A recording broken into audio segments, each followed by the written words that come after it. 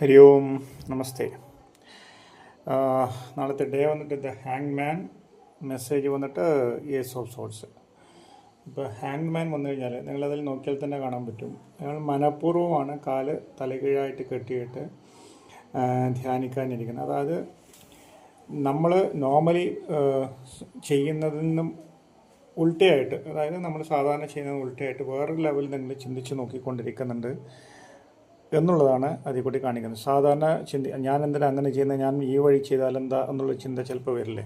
ഇപ്പോൾ എനിക്കാണെങ്കിലും നിങ്ങൾക്കാണെങ്കിലും മറ്റുള്ളവർ പറയുന്ന ഒരു പരിധിക്കപ്പുറം കേൾക്കുമ്പോൾ നമുക്ക് തോന്നും അതെന്താ അവർ മാത്രം പറയുന്നത് ശരി എന്നുള്ള, ഞാൻ എൻ്റെ വഴിക്കാണ് ചിന്തിച്ചാലോ എന്നുള്ള ചിലപ്പോൾ തോന്നും.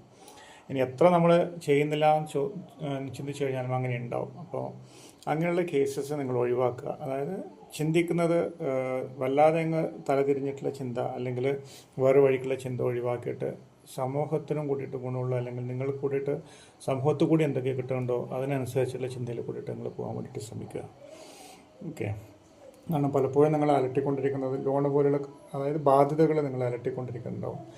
അത് വല്ലാതെ അലട്ടുന്നുണ്ടാവും. അതുപോലെ ജീവിതത്തിലുള്ള പ്രശ്നങ്ങളും നിങ്ങളെ വല്ലാതെ അലട്ടുന്നുണ്ടാവും.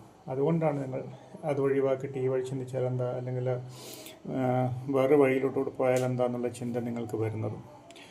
അപ്പോൾ അത് എന്തുകൊണ്ടാണെന്ന് വെച്ചാൽ ഒരു നല്ലൊരു നോർമലി ഫ്രണ്ട്സിൻ്റെ ഒക്കെ നമ്മൾ പറയും അവരുടെ അടുത്ത് പോയിട്ട് ഒന്ന് നല്ല അല്ലെങ്കിൽ ബുദ്ധിയുള്ള ആരുടെ അടുത്തും ചോദിക്കുന്നവർ. പക്ഷെ അങ്ങനെയല്ല, ഒരു ഗുരുവിൻ്റെ അടുത്ത് കൂടിയിട്ട് നിങ്ങൾ ചോദിച്ചിട്ട് അതിനനുസരിച്ചിട്ട് പ്രവർത്തിക്കും എന്നുള്ളതാണ്. ഗുരു ആകുമ്പോഴത്തേക്ക് നമ്മുടെ നന്മ കൂടിയിട്ട് ആഗ്രഹിക്കും.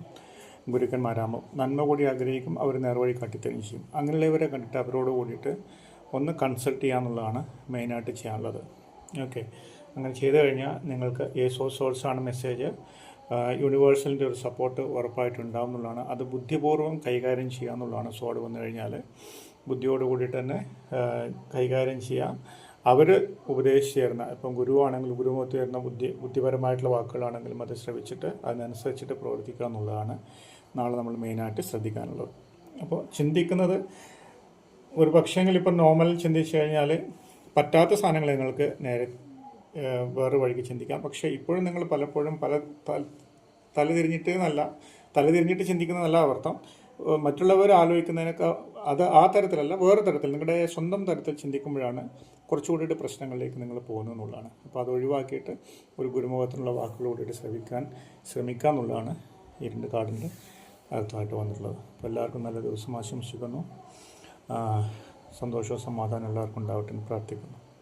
Okay, thank you.